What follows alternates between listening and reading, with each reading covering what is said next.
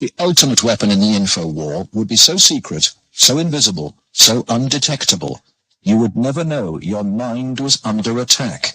At Laurentian University in Ontario, Canada, a young student is about to undergo one of the strangest experiences of her life. They're hooking Denise's brain up to an electroencephalograph, or EEG machine, for 30 to 40 minutes. This will monitor her brainwaves.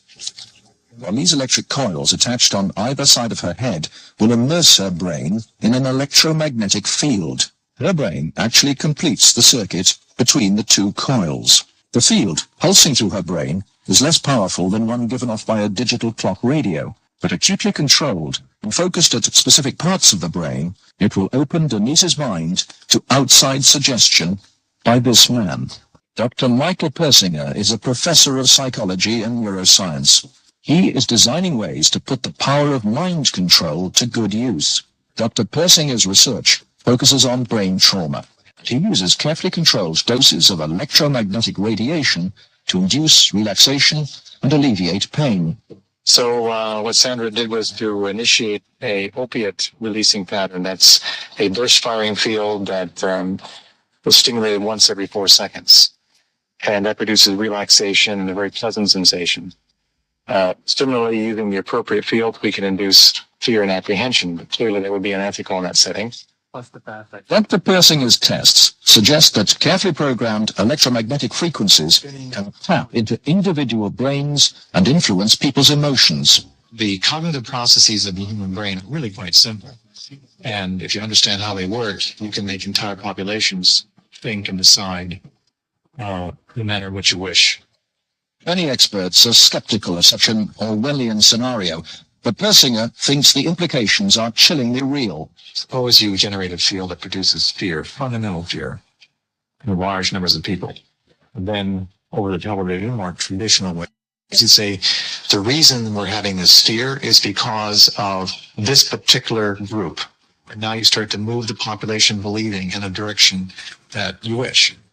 To influence 250 million people, the equivalent of the entire population of the United States, may not be that difficult.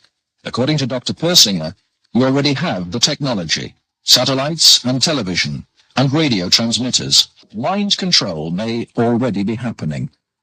We know the mysterious PSYOPS plane can beam persuasive sounds and pictures into people's television sets. Will it someday beam disturbing frequencies directly into the mind? Mind control will be the ultimate non-lethal weapon.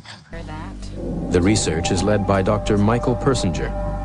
Basically, at any given time, all experience is due to those portions of the brain that are most metabolically active. If we can simulate that by applying complex, meaningful magnetic fields to the brain, we can also induce those experiences. If you stimulate the deep portions of the temporal lobe, so you can get very, very vivid imagery, and the emotional commitment or the emotional sensation that something is profound, real, cosmically real, and personally significant. These experiences are so strong, they're utterly real for the person who has them. They can be as profound as a religious conversion, yet we can generate them with a machine. These mind games are beginning to shed their secrets. The scientist becomes the shaman. But where are the limits? What else can people be made to believe? But one thing that's really clear, you can control the person's experiences, and they don't know they're being controlled. And they don't know they're being controlled. And they don't know they're being controlled.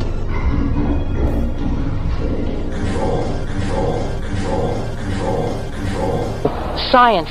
You don't know science. I know science.